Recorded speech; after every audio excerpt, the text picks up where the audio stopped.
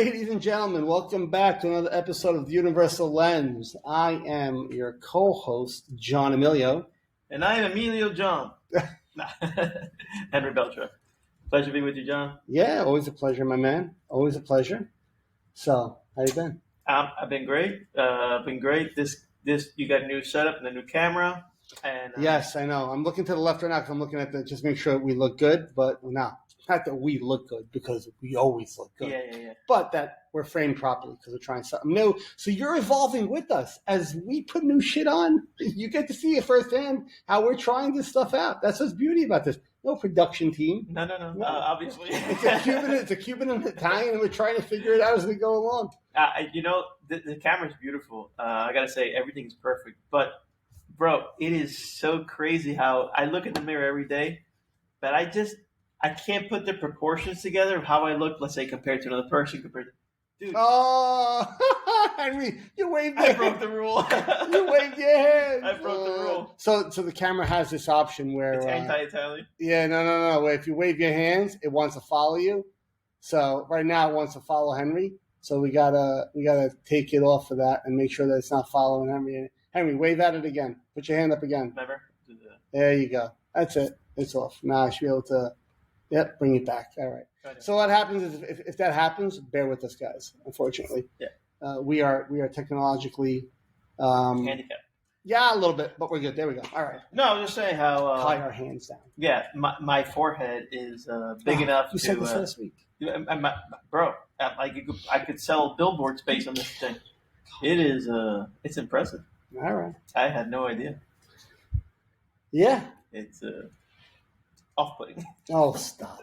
All right. So he's a handsome fellow. So we're back. We had missed a week because you were away and I was in another country trying to find my way home. And I'm not joking when I say I was trying to find my way home. You were in the most northern tip of Africa. I was just north of Africa. I was actually in La Bella Sicilia. I was in Sicily visiting my parents there for the summer, and my sister and my niece and my nephew were there. So I did an impromptu flight out there to spend a week with them, to hang out with my sis who lives in Milan. So it's always great to see her and the kids. And I had a little bit of an adventure heading over there. A test of mindfulness, a test of presence, a test of a lot of things. Patience, I would say, but just delays upon delays. The airport I was supposed to land in Sicily, Catania, Fonte Rosa airport, went on fire. Now, it's not like, JFK, something goes on fire. There's something at the airport. There's 10 runways, 140 gates. They just shuffle you somewhere else. No. When there's a fire in Catania, the airport gets shut down, and that's a major artery for flights coming into Sicily. So anyway, I got delayed in Rome for like 7 hours. Had no idea where my flight was going. I get rerouted by the way, I didn't tell you this part. They didn't tell me what I was getting rerouted to. I had to look on a screen to find my flight number. Then my flight number disappeared, and I did it again. You did it again. And my flight number disappeared. And as my flight number disappeared, come on, shift over. I'll shift it over. There we go. Oh boy, guys, bear with this. Yeah, this camera's.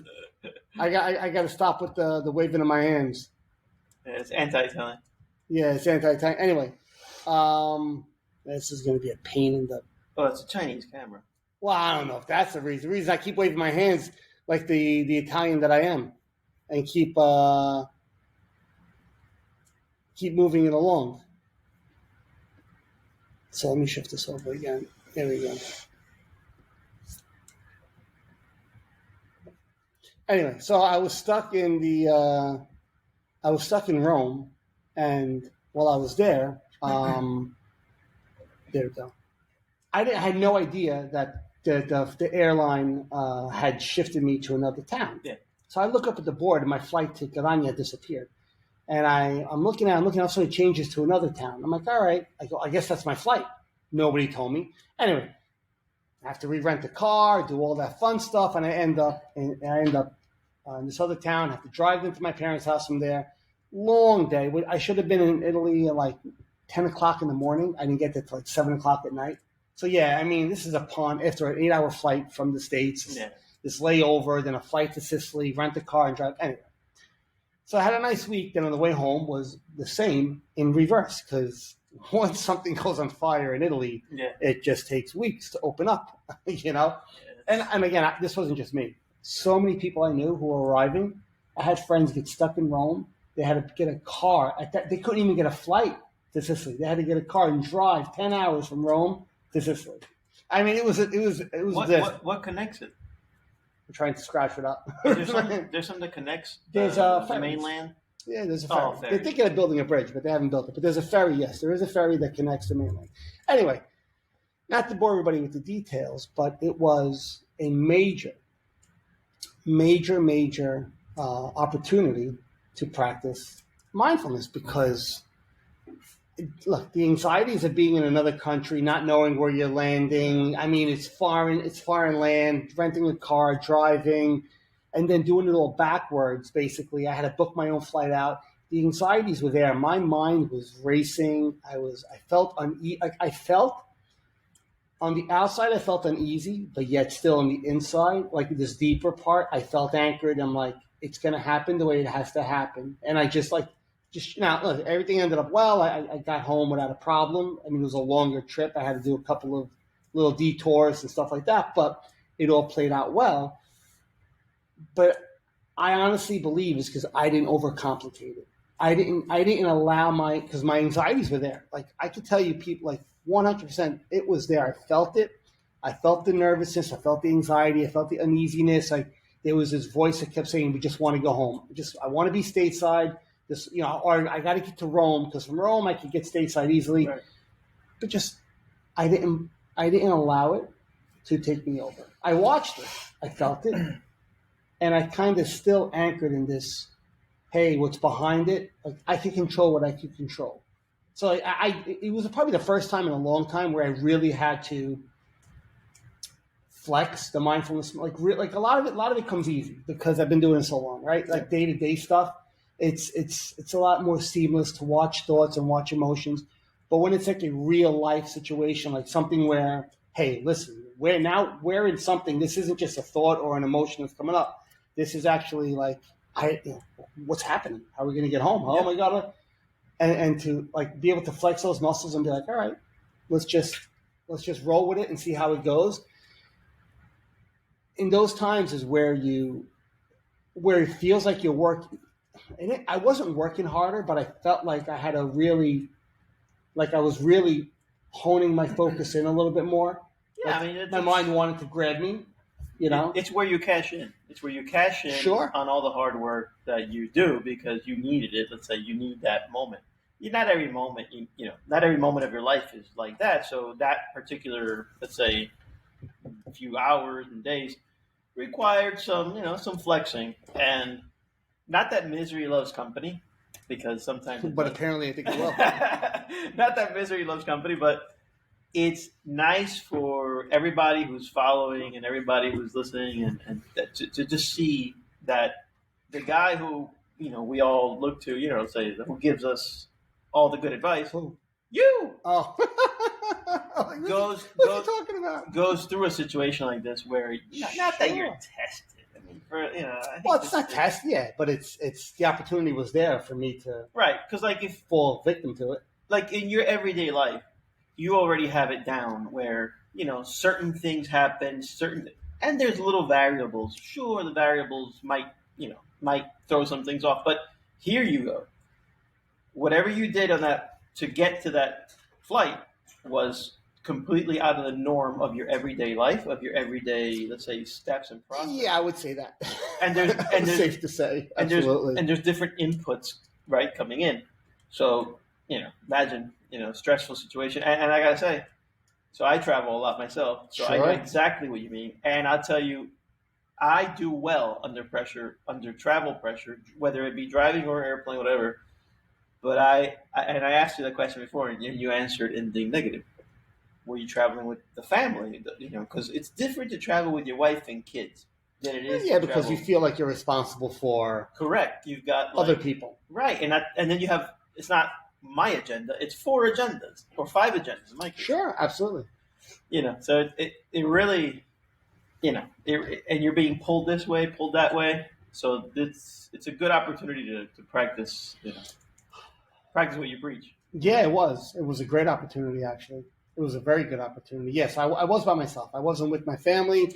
I didn't have my wife and my kids with me. But the biggest anxiety was I next the following week after that trip, we had another trip planned because I said this Italy one was very impromptu. I just wanted to go see my sister and the kids, and I had the ability to kind of check out of work and go, so I was able to do it. But we're supposed to be going away again for my daughter, who's 16. Right? She didn't want a party; she wanted a little vacation instead with one of her friends. So I was like, all right, I got to get home for this. The biggest anxiety that I felt was I wasn't worried about being stuck somewhere. My mind, if my mind was going there, that wasn't the hierarchy. Wasn't well, I might be here for a couple more days. The hierarchy was okay. I have a deadline where I got to be home because there's another flight to catch with and this is with my family, and like other members of the family are coming along and they're going to meet and they're going to come on a Sunday. I'm like, I got to get off this island. I want to get home. I want to be able to experience that with my family. So it was definitely there. But like you said before, like you're saying somebody like me who, okay, whatever. I mean, yeah, I've been doing this for a while, and yes, I have experience with it, but it doesn't mean that we don't. And you said the right word. It's not tested, but it doesn't mean that I was. It's not that I was tested, but it is.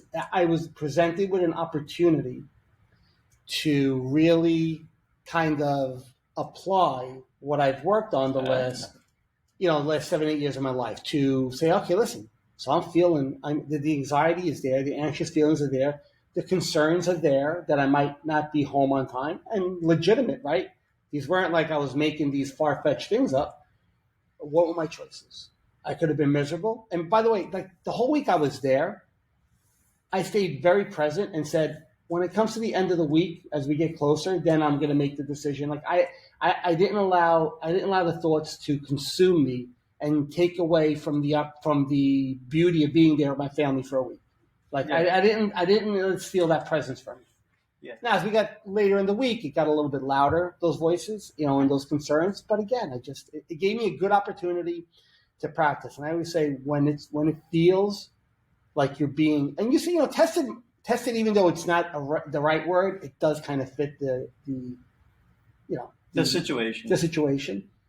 But that testing or that opportunity to practice is where real gains are made in it, and you actually find that you could go even deeper. Like when you're really faced with an emotion that's in your face, like I don't put my hand up, but because I might lose the camera again, or like we're like T-Rexes, but it's great. It's a great opportunity because if you're able to be in the presence of those feelings at that moment when they're really like intense or strong or powerful, well, that's going to bode well when there's lesser feelings. Like you're going to find that kind of beautiful peace much more into everyday life. Yep. I think what you're saying is if you can bench 315, then when 225, always with the gym. You're going to be fine with 225. Yes, you're going to be fine with 225. But that one rep was intense. So yeah, I mean, I don't know if this is what we were going to talk about today, but I felt like, hey, listen, just to show people that, people a lot of times think, well, what do you have to worry about? And this and that, and that's why you're so present. No, man, listen, life kicks me in the nuts every day. Yeah. It takes shots at me like it takes shots at you. Yep. Or it takes shots at him. Yep. It does. It's just a matter of saying, okay, am I going to allow life to steal what I want to experience or not? Yeah, and we glossed over something that you said that I thought was so good. You reframed it. You reframed it right in front of everybody, where you said it was an opportunity to practice. What I'm preaching. Yeah, it was an opportunity. It wasn't. It wasn't a test. It wasn't a situation. It was an opportunity to practice it, and I thought that was pretty good. That's because reframes is what we should strive to kind of do, and it kind of helps things, I think we spoke about this briefly, weeks ago, but about the book of Reframe that Scott Adams is coming out with. Yes. One of the first reframes is here's a reframe, useful reframe. By the way, he says reframes don't have to be true; they just have to be useful. Okay, agreed. Right? Yeah. So he says, alcohol is poison. That's a reframe. That's it. Tell that to anybody who has alcohol. Sure. Alcohol is poison. That's it. Done. So if you are going to consume poison, well, then that's what you do. But there's going to be a grand percentage of us that are going to say, wait a minute. If alcohol is poison, no, that's it. I'm done. No, I'm not going to eat poison. No, absolutely. And you reframed it as an opportunity, which is because if I say I have a task, it's different than an opportunity, right? A task, you really, you can shy away from. An opportunity, be like, oh, it's an opportunity. It's opportunity has a very positive connotation to it. Yeah. It's something that could be, well, this could be better for me. This can make my life better. This can make me a better person. This could allow me to, whatever the experience is that you're going through. But absolutely. And in this game of life, and I use the term game because which is a great term. Right? It's a great way to put it because if you look at it that way, it's don't take it so serious. You're a piece on a board. Yeah. In this game of life, if you can make things more useful and easier for yourself, I think you should definitely, let's say, employ the tactic. Because this game of life is difficult by default. By default, we don't know how to put things together. This brain of ours is constantly telling us things and we're listening. Was it my brain?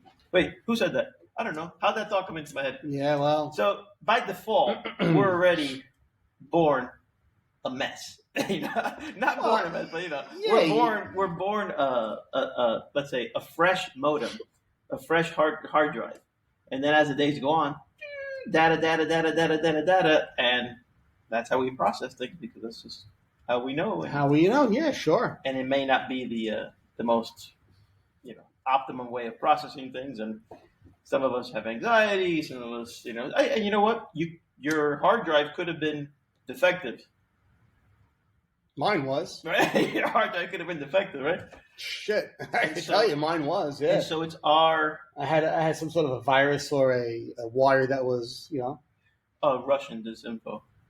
You had Russian disinformation. Russian? You get Hunter Biden laptop. I don't watch the news. Hands down.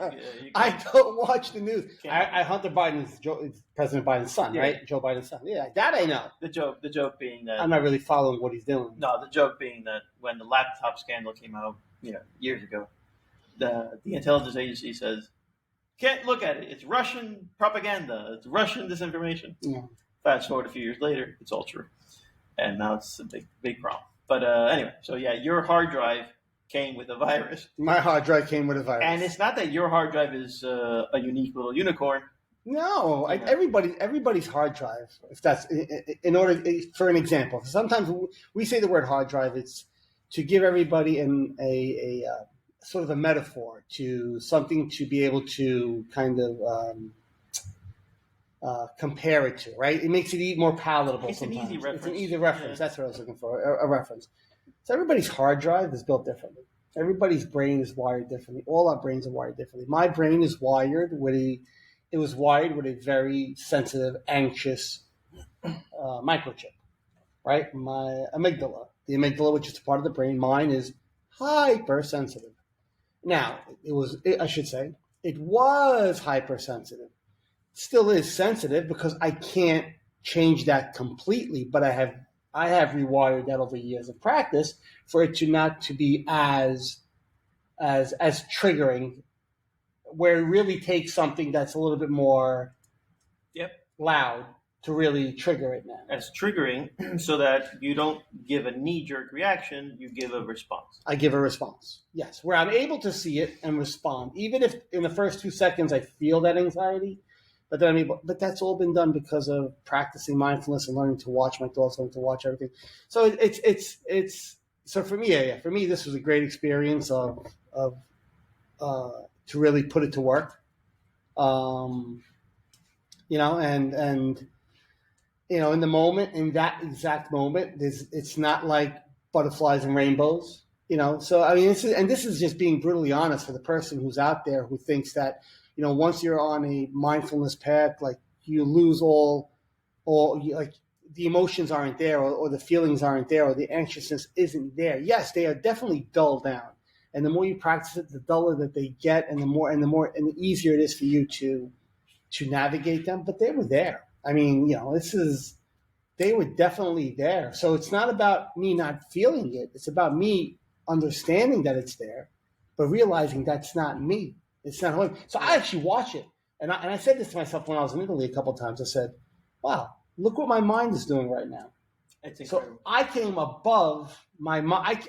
So I put another voice on top of the voice that was there, and I said, and I wasn't judging it, I wasn't labeling it, I wasn't trying to figure it out. Just almost an insight that said, "Wow, look what my mind is doing now." Now that voice that was in my head saying these anxious thoughts did trigger a little bit of a butterfly feeling in my body, because the thought is there, the body registers it, and here comes this little butterfly feeling. Yeah. But I was still able to even watch that happen. And then you realize you come down from it a lot quicker when you do that. Look, anybody watching that, let's say, the current version of John, or us only, us only through this podcast, us only through, let's say, the book that John wrote. That means you didn't know the first, the previous version of John. Read the first 2 chapters, you will. and so I got to tell you that knowing how you process things and knowing your condition, your OCD, a situation like this would have thrown you for a tailspin. The old you would have thrown you, maybe not go nuts, but simply put, it would have thrown you for a tailspin. I definitely would have been. I would have been very uneasy. There would have been I would have had a hard time enjoying the week, because I would have had to need to know, well, what's going to happen at the end of the week. And this is key, because so I'm sure there are people watching that might suffer from OCD, and if you haven't read the book, then okay, at your loss, but you should read the book, because when you witness it firsthand in real life, that when he transcended OCD, it's not BS, it's not fake, it's not. And a lot of people don't like that, because, and it's really comes down to one thing. It's you stop identifying, and I know we did this last week's episode was this, but you stop identifying with it. Like once, like I said before, I said I actually saw myself and having these thoughts, and I said, "Well, look at me, look at this, look what my mind's saying right now." That right there is a transcendence, because you're actually watching yourself think and saying, "I see what my mind is doing automatically. I'm not doing that. I'm not bringing these thoughts up. I'm not in control of them. I'm not asking my mind to tell me to be nervous about these things. My mind is doing it on its own, but I could watch it happen. And in watching it happen, I realized, well, I'm something else behind it. I'm this, and that's when you just said the whole transcendent thing, and that's what it means." Okay. Yeah. We're talking about it like it's just another Wednesday morning, and I'll be honest, it's a big deal. It's a big deal what has happened with your, let's say, your process.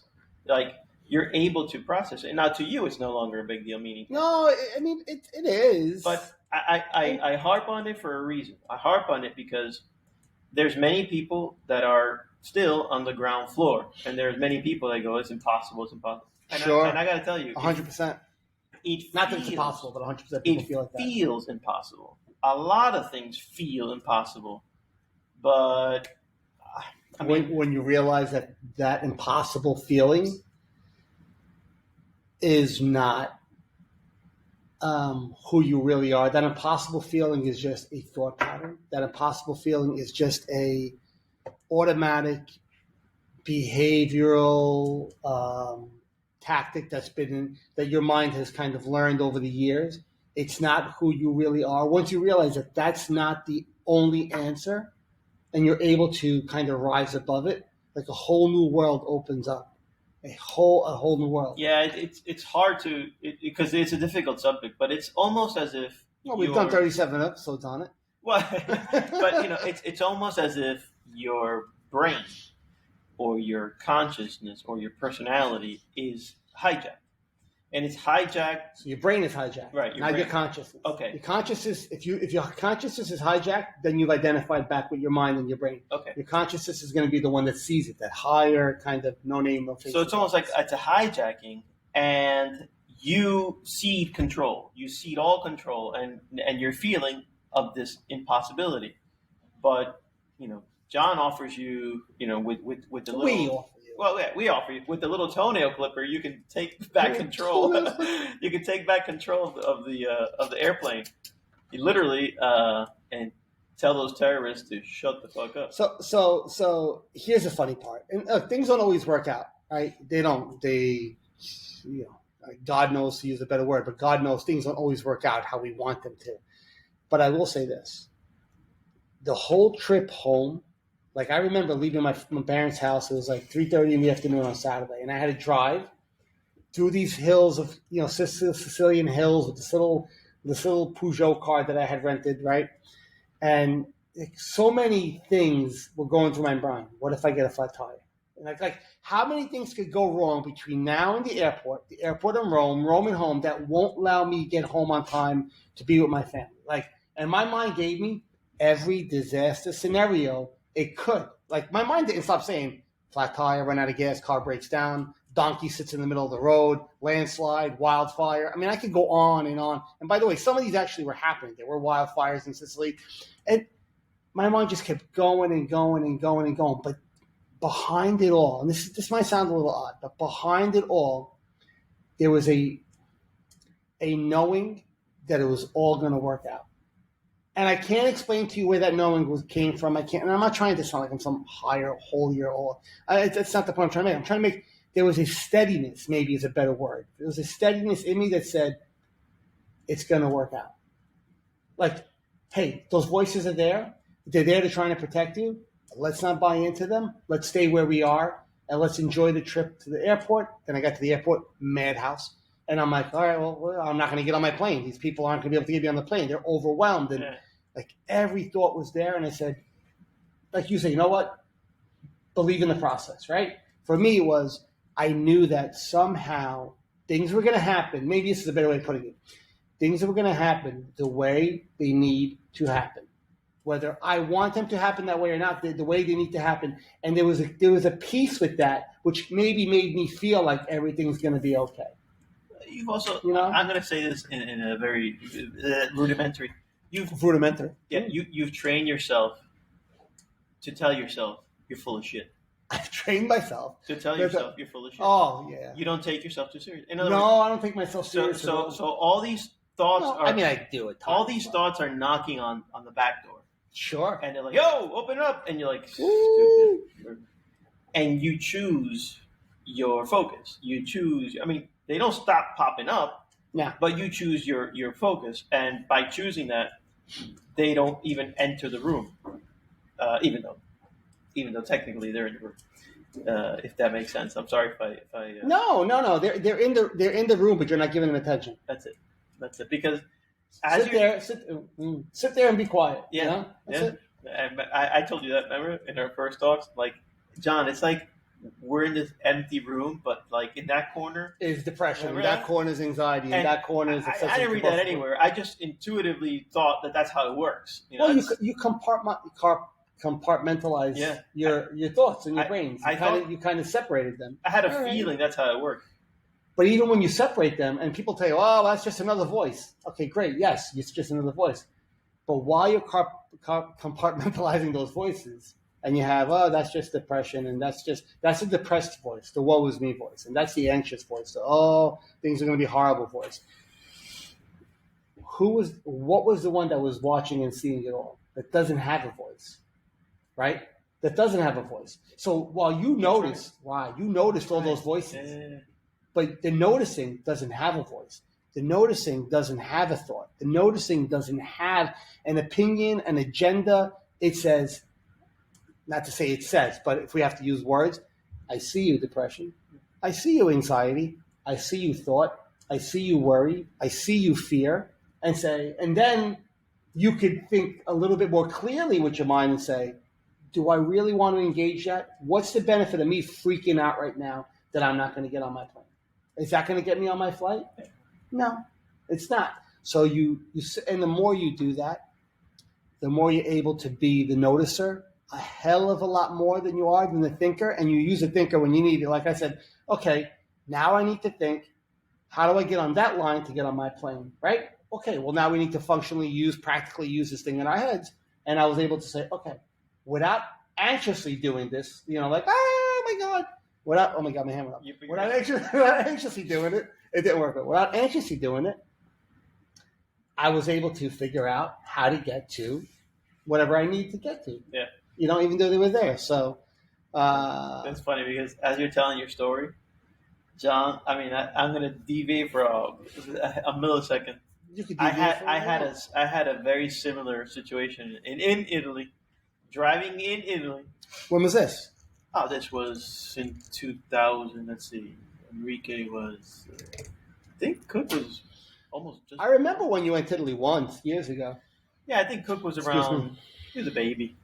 Cook was, so maybe 2006-ish. I don't even know if Alberto was born yet, to be honest. So, we were in Italy, and I did a little agriturismo, and I was there with I was with Tino, actually. Oh, yeah? I was with Tino. Procaccini. Great pizza, guys. Anybody in Jersey? Procaccini, right. Find one of his pizzerias. Tino's Artisan Pizza. Yeah, man. Let me tell you something. Good stuff. Yep. We'll take a moment right now to give that guy. Yeah, he's a good guy too, Tino. Good guy. I can't. He's in business also. My uncle. But Tino, man, you want to talk about a guy who is an artist with it? Good stuff. Anyway. Yeah. I met him in college. That's where we. Have you really known him that long? Yeah. We became friends day one in college. Wow. Immediately. It was crazy. I looked across the room. He looked at me. I looked at him. I go. And he had a basketball jersey, gold chains. Oh my God! Yeah, basketball jersey, gold chains. And the first thing I go, "You Puerto Rican?"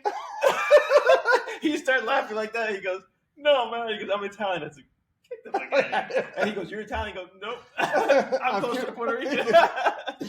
Great. But anyway, we've been friends ever since. He's actually my daughter's godfather. Yeah. Just a hell of a human being, but we got sidetracked. But he hooked me up with a rental car there. In Italy. To be left nameless because this guy, I drove the first car, it went bust on me in the middle of the road. Oh, see, that was one of my fears that I was having. But, I guess it's like a Sicily situation. And that's where I learned my lesson, though. So it went bust on me, and then we had to call the guy, and of course it's a mom and pop shop, so they're not this there. isn't like it's not Hertz. Well, even if it was Hertz, it's Hertz Sicily or Hertz Italy. I'll tell you, it's not Enterprise New York City. I got out of the situation by going to Hertz because Hertz has all these multiple locations, and then again you're in Sicily, so it's different. I was in. No, I had Sicily rent car, SRC, not rent a car. Sicily rent. I mean, they did a nice job, so I'm not knocking them. They did a very nice job. But you could tell they were small. Yeah. The cars were filthy and dirty. Yeah, so you call over there and there's nobody there. So the guy's like, imagine, and I remember the guy's name, Enrico Nullo. Oh. Yeah, Nullo Autonoleggio. Nice German name. So I go over there and he goes, here, take my daughter's car or take my daughter's car. That's how it was. So he gave me the daughter's car, whatever it was. Bro, it was tragic. That's funny. It was take tragic. my daughter's car. It was tragic. In fact, I was with another guy. There was three of us, three buds. This guy's from Northern Italy. He's like, listen, cut the crap, call Hertz, get a Hertz car, and not to mention you're driving to Rome, so get Hertz. Trust me. So I drove all over that trip. But as you're talking, I'm thinking about my time when I drove and the car busted. I mean, I had it was fun. At the end of the day, it was fun because we had stories to tell. But I'm thinking about all the stresses and all the things. Yeah, sure. Yeah, it was a fun time. The beauty of it is always that in those moments you have a choice. I chose to be as present as I can, as mindful as I can, even in the face of the anxiety and as loud as it wanted to get. Every day of our lives is going to be an opportunity where anxiety or a low mood or whatever it might be. It's going to want to get loud. It's going to want to get in your face. And if it doesn't happen to you, that's phenomenal. That's great. Yeah. I'm more than joyful in the fact that that doesn't happen for you. Yeah, percentagely. But sometimes, most people do experience some, and some people do, and they just ignore it, or they bottle up and push it down, and that works for them, I guess. I mean, hopefully it never overflows on you. But for those that do experience it, and it does stop them from doing things that they want to do because the concerns and the worries are there, or they're loud and they say, well, maybe we shouldn't do this trip because what if this happens? And what if that happens? And what if this happens? And what if that happens? And what if this happens? And what if that happens? Well, if we do that, are we ever going to do anything in life? Are we just going to stay home and never do anything and not experience? And I'm not saying to become a world traveler. I mean, you could take out the traveling and make it speaking in public, right? Or giving a presentation. Some things that a voice in your head tells you can't do or you should not do, or they're too scary to do, right? And again, we're talking about things that are actual fears. I'm not saying, jump out of a plane or climb a tower like some of these people on TV who climb buildings with no parachutes. No, I'm not talking about daredevil stuff. No, but there's simpler things, and I'm going to say that like once. Okay, so go back. If what does it mean to practice? Well, when you meditate, what does it mean to practice mindfulness? Right. When you meditate, it's good practice because that's exactly the practice of. I did that a few times this week. Zoning in on what you want to zone in on, and not zone in. So again, when you try to meditate, the thoughts that come in, well, we watch them float by, and then we focus on our breath. We focus on our breathing. I mean, there's a reason you do the guided every time. It's just to help the person who's freshly, being introduced to this, how to get familiar with riding the bicycle. Sure. And then once you're riding a bike, even if you train wheels off, even if you fall, I want to see your first, let's say, your first victory or your first success. Something as simple as you said, public speaking. You said, you mentioned freaking presentation. You gave many examples, but you don't even have to go that far. You can do something as I have a tough talk with my son. I have a tough talk with my... anything where a voice is telling you, no, right, no, don't do it. No, it's not worth. No, what if they say this? Or what if they think that? A tough talk with the spouse. Sure. A tough talk with yourself.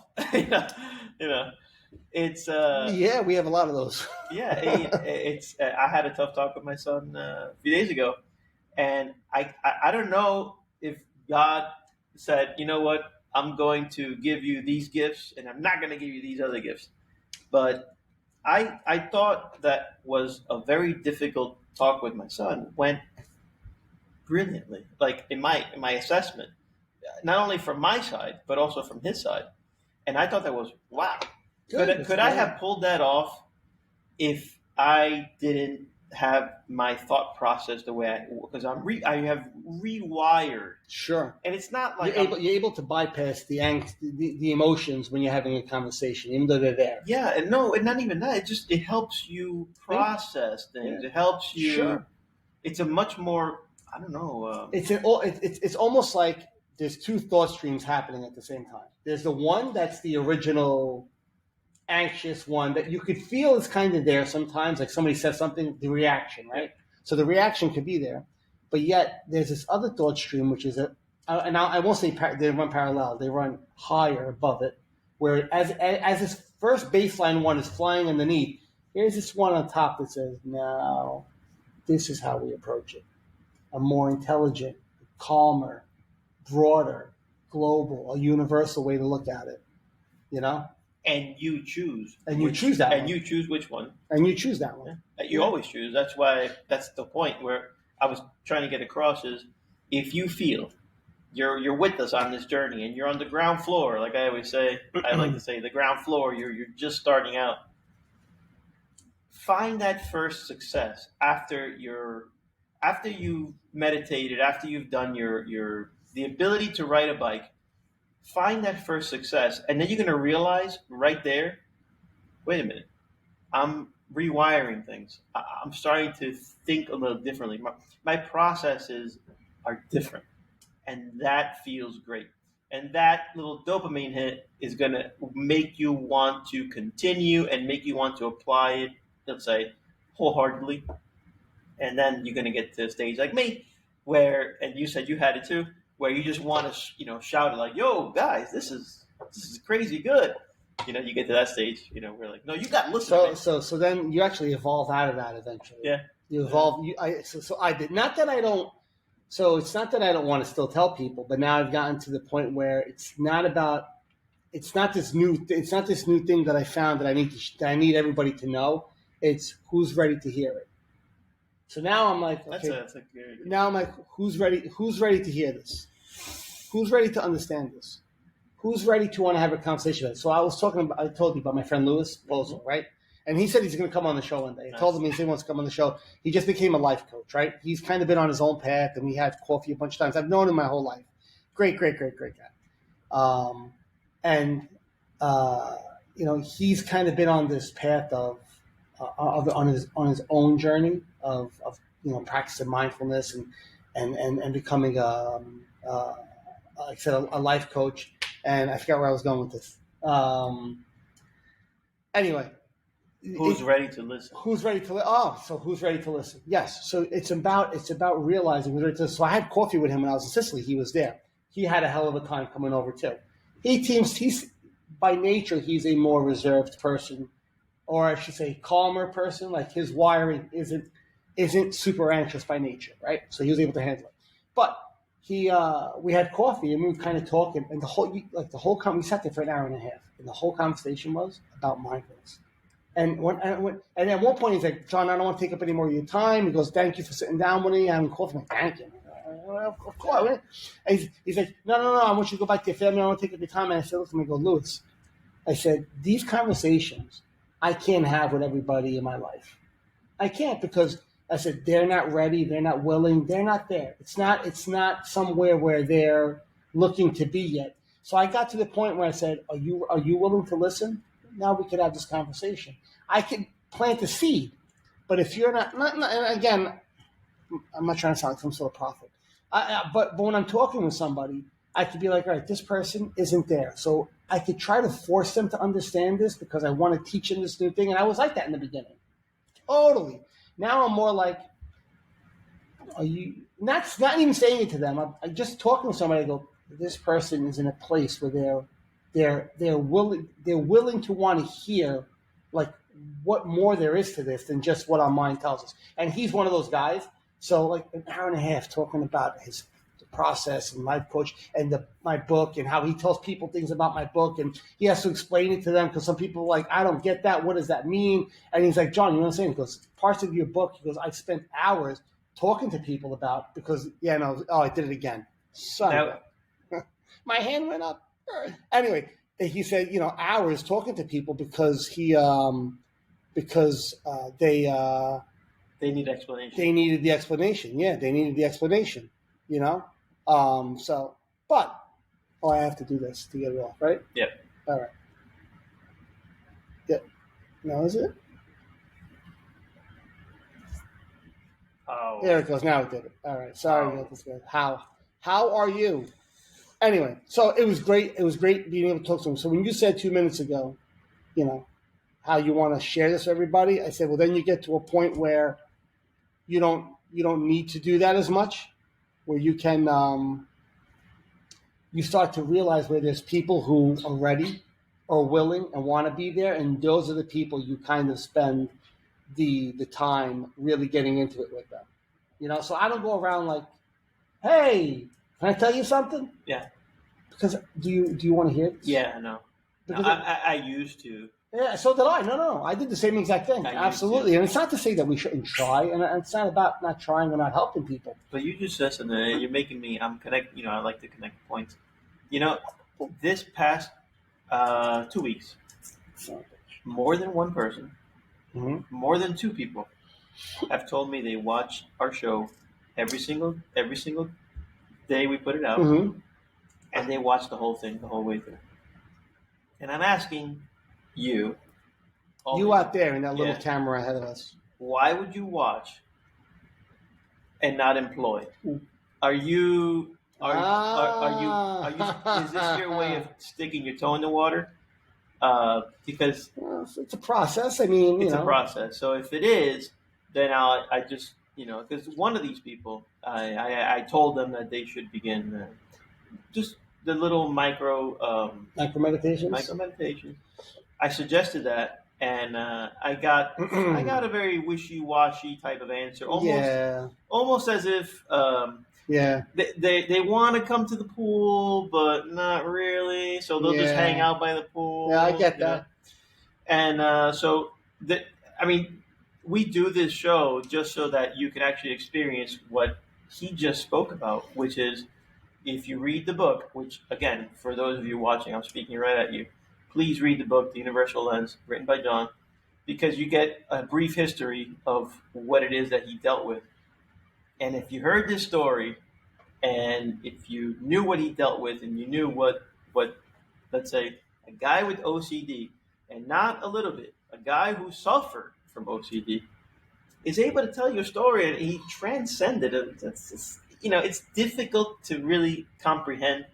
It's difficult to really digest if you don't try what we're doing, or if you're not practicing what we're preaching.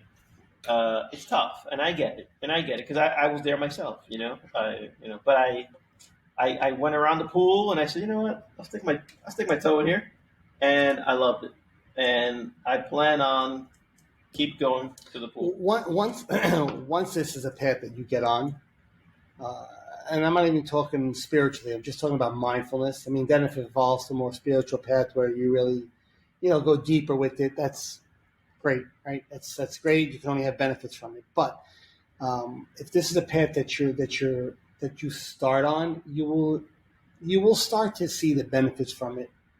While maybe not tremendous benefits or not these grandiose benefits in the beginning, but you'll see even little droplets of this. Well, that feels different. And I was able to watch that thought, even if it's just for 5 minutes or for 3 minutes, or just that I noticed that. I never noticed that anger before. I just experienced it, but I never noticed it. It was just I was angry. Now I'm noticing. Wait, I noticed that I'm angry. Oh, hold on a second. I noticed that I'm having an emotion I don't want. Well, that's a breakthrough by itself. Once you notice that you're experiencing something that you don't agree with, well, who's not agreeing with it? Who's not agreeing with this emotion that you're having? Who's not agreeing with this thought that you're having, right? It's that higher self that says, and that's more the spiritual part of it, but you get there by doing the micro meditations, by spending a few minutes here and there. You almost can't go back. You almost can't go back. Once you can't. Yeah, you can't. Yeah, you can't. You could. No, you're right. You can't go back, but it could dull a little bit if you don't practice. Fine. It's like riding a bike. You don't forget it once you've become aware. You don't forget the awareness, because now you're aware of something you've always had. But what can happen is if you don't practice it, or if you surround yourself with people who are very unconscious all the time, and you kind of get caught up into that, you start falling into like old habits where your awareness dulls a little bit. But it's amazing how even then, how quickly, on the drop of a dime, it could go from a 2 to a 10 again. Yeah. Like you don't have to. It's not like, I got to work to get. No. Even if you, we did the whole thing. You spoke about. Was it last week or the week before, about somebody who's with drugs, who has a bad day, right? Yeah. So even if you have which I've had, excuse me, I've had where an emotion gets the best of me, even for a minute or two. Of course. Remember the story I said about that person who called me, and I had to call my wife to say how pissed off it made me. And then while I was telling my wife, I realized, son of a bitch, it got me. Yeah. But once you start practicing it, even if that happens to you, right back. You could get back there. You could get back there quick. John, you noticed it. Yeah. So, no, but even though I bought into it, I'm saying it's not like, I got to practice now and I got to get back. It's no. You bought into it, You because you're could, human. yeah, you could go from that. You could go from an awareness of 1 or 2, just to use a number. There is no hierarchy, to like a 10 where you're super aware, and it can happen again quickly. Once you start doing that work in the beginning, and once you start becoming aware, that exponentially grows the more you practice it. Yeah, it's nuts. It sounds like we're nuts. It sounds, if you haven't done it, it sounds like we're full of shit. And quite the opposite. Quite the opposite. You know, it's It is. It is. It's a better way to put it in a non-spiritual way is to always say it's a great tool to have in your tool belt. My therapist always tells me, she goes, I'm arming you with tools, not for a fight. She goes, because when something needs to be worked on, you're going to have the tools to work on it. She goes, I'm giving you the tools. She goes, you're going to have, by the time we're done, you're going to have a tool belt. And that was the whole therapeutic part of the OCD process, right? It was trying to realize the thought patterns were there and to understand what they were doing and stuff like that, and how I was to counteract them in the very, very beginning, right? That's before I kind of got into more of a transcending. It was more of hey, I know it's there. Thank you very much, but I'm going to do what I want to do anyway. So it was me having a conversation with myself. That evolved into me not needing to have a conversation with myself anymore. But she gave me tools. And this is a tool. It's a tool that you could use every day in life. Mindfulness I'm talking about. Then it's a tool that never breaks down, never needs sharpening. It'll always be there as long as you are willing to keep it by your side. It'll always be there. If you're new to the show and you don't know the doctor he's talking about, John actually interviewed Dr. Tatiana. Yeah, and there's an episode that you can catch on Podbean. You can catch it on YouTube. Look it up. Yeah, it's in the hierarchy of our episodes. You'll see it wherever you're looking. Yeah, highly recommend it. Yeah. Highly recommend it.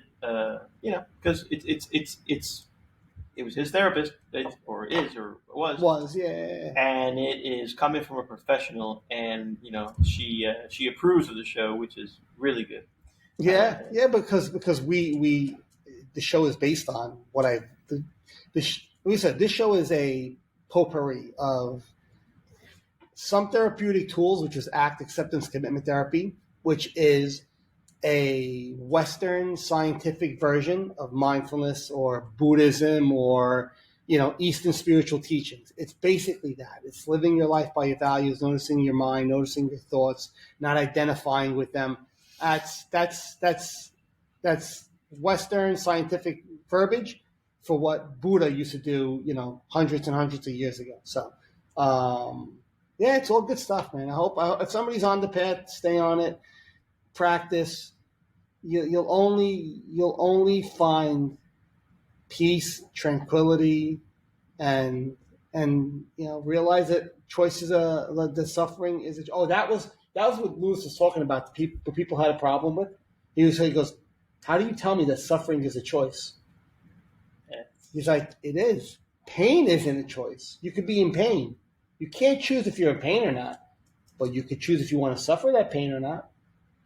I could be in pain. I could be anxious, but I have to choose to now make that who I am and suffer it. Like, instead of being, all right, well, this sucks. What are we going to do? That attitude too.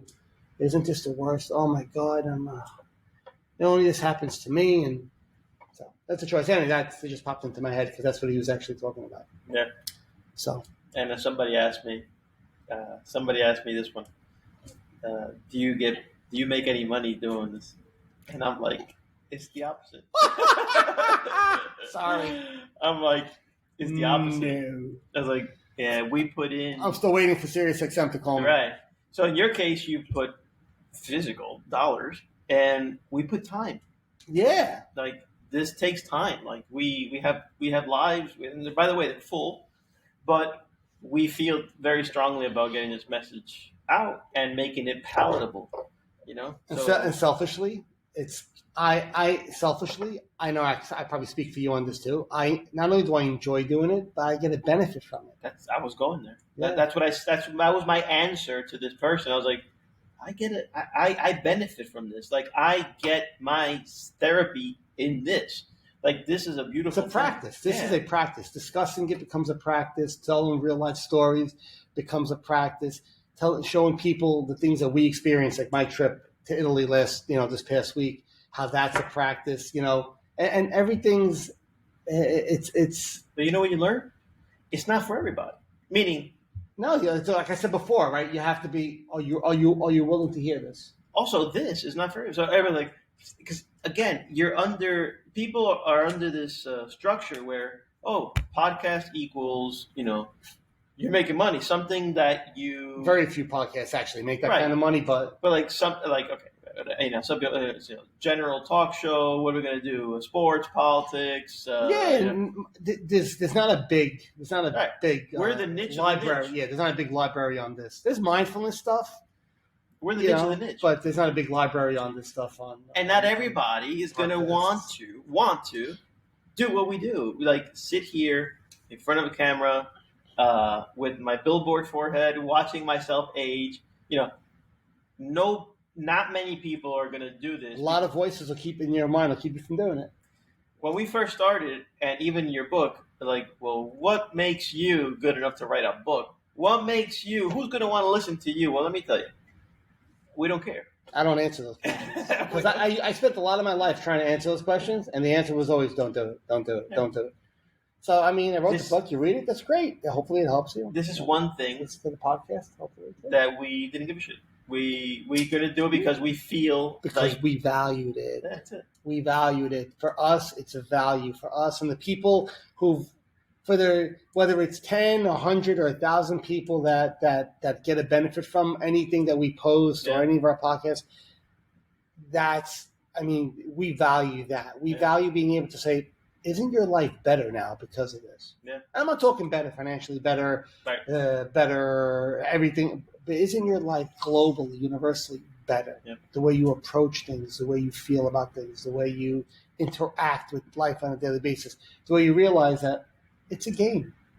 Play the game to the best of your ability. Understand that what happens on a daily basis to us or what happens in our lives it's our life situations, and there's something bigger and greater than that. And you get there by practicing, but it's good stuff, man. I hope more and more people do start listening. I hope, and I know it's an hour of, talking about it. And if you're willing to want to hear it because you're in a place where this makes sense for you, or you're in a place where it helps, or you're in a place where you're on this path, then those 55 minutes go by like that. They do. But if you're a person who goes, I got life. I know everything. There I go again. We'll end it on me then. I know everything. I know everything in life, and I know everything in life and all that stuff. Then that's then it's not for you. I know that. I don't know what to tell you. Right, because you know everything already. You know everything already, and the answer to that is you don't know everything already. Right. So keep on moving. Yes, sir. Keep on moving. So, on that note, before I raise my hand again and send this thing spinning one more time, I think we'll. As they say in Spain, el rapo. El rapo. Ya finito. Finito. La storia finita. How do you say it in Spanish? Termina. No. Se acabó. Se acabó. Se terminó. Se termina. Ya está. Se terminó. Se terminó finito. El episodio. El episodio. Y ha sido un placer. ¿Hay capito? espero que haya capito. All right. That's done. Okay, guys. Well, thank you for listening in to another episode of The Universal Lens, and I will take us out. With a baseball bat. With a baseball bat. I was the old John. Now I'm John. I would take you. He's Italian from Sicily. Trust me. We'll take you out in a nice, quick guided meditation. So, everybody, close your eyes if you would like, or you can keep them open. You know what? I'll do this with my eyes open, just in case you're staring at me. I'm not going to stick my hand up. I'm going to stick. I promise. So, close or open your eyes, however you're comfortable.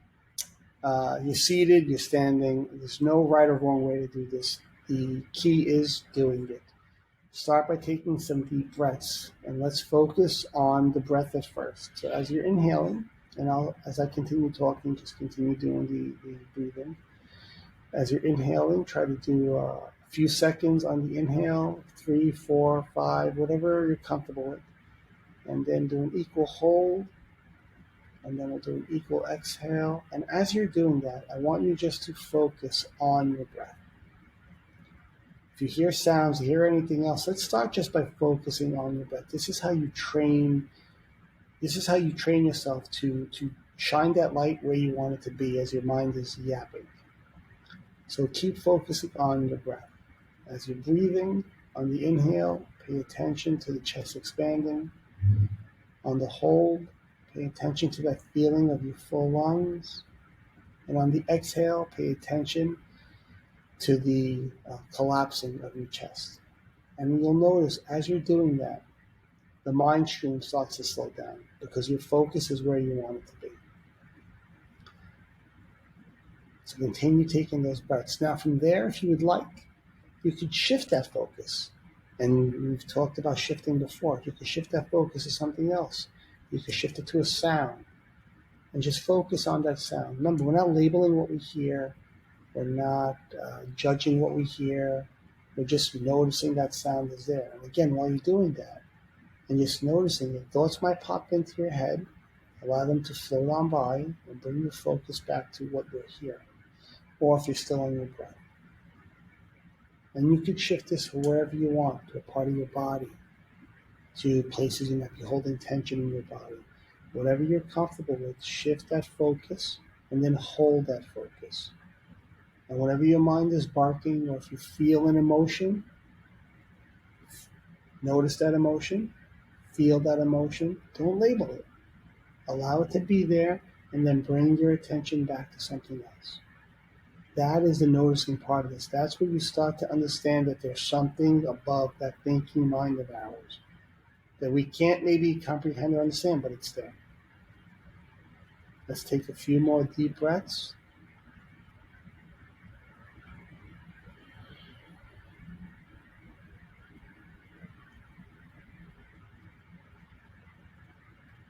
Just feel on the exhale, if you're focusing on your breath, how as you exhale, everything collapses, a sense of release.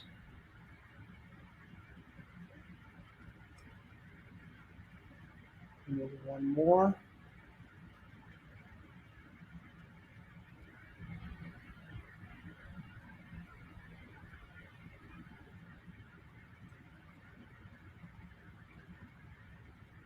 If you want to stay here for longer. You don't have to stop with us, but we're going to stop it here.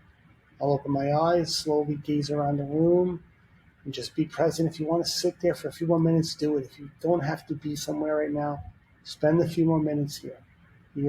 Believe me, you'll be better for it.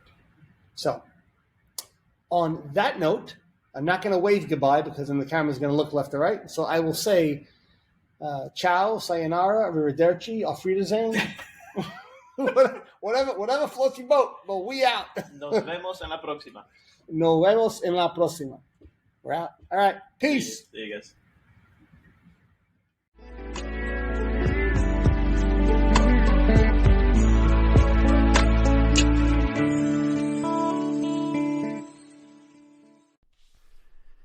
The insights and discussions that we speak about on our show are our own opinions and based on our life experiences. If you or someone in your family or someone you know is suffering and in need of help, please get them that help through medical attention or seeking proper therapy. Again, what we speak about are based on our experiences and not intended to be taken as a form of therapy. Thank you.